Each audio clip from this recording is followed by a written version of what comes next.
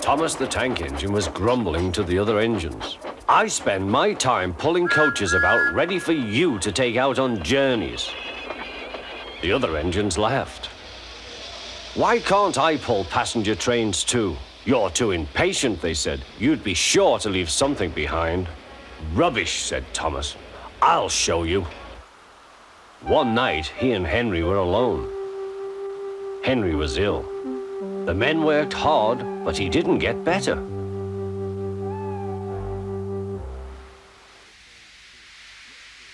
He felt just as bad next morning. Henry usually pulled the first train, and Thomas had to get his coaches ready. If Henry is ill, he thought, perhaps I shall pull his train. Thomas ran to find the coaches.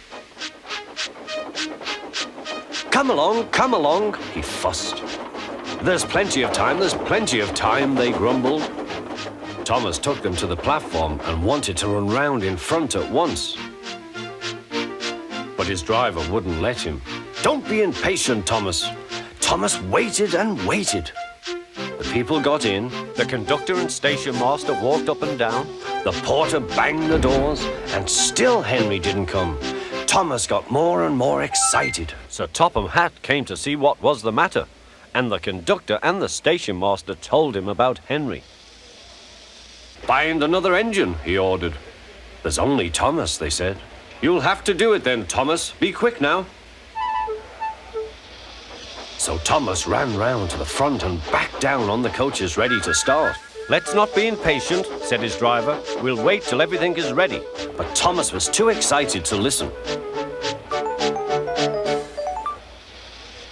What happened then, no one knows.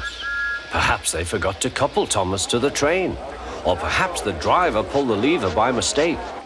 Anyhow, Thomas started without his coaches. As he passed the first signal tower, men waved and shouted, but he didn't stop. They're waving because I'm such a splendid engine, he thought importantly. Henry says it's hard to pull trains, but I think it's easy. Hurry, hurry, hurry, he puffed, pretending to be like Gordon. People have never seen me pulling a train before. It's nice of them to wave, and he whistled. Peep, peep, thank you.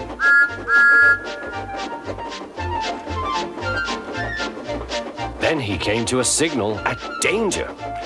Bother, he thought. I must stop, and I was going so nicely too. What a nuisance signals are. He blew an angry peep, peep on his whistle.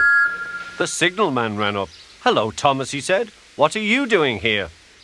I'm pulling a train, said Thomas. Can't you see? Where are your coaches, then? Thomas looked back. Why, bless me, he said, if we haven't left them behind. Yes, said the signalman. You'd better go back quickly and fetch them. Poor Thomas was so sad, he nearly cried. Cheer up, said his driver. Let's go back quickly and try again.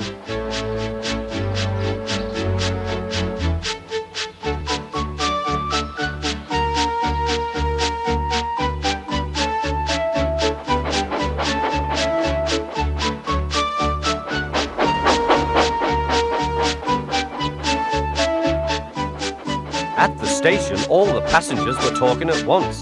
They were telling Sir Topham Hatt what a bad railway it was. But when Thomas came back, they saw how sad he was and couldn't be cross.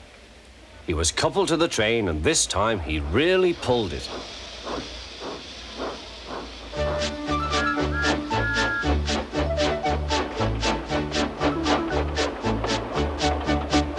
Afterwards, the other engines laughed at Thomas and said, Look, there's Thomas who wanted to pull a train, but forgot about the coaches. But Thomas had already learned not to make the same mistake again.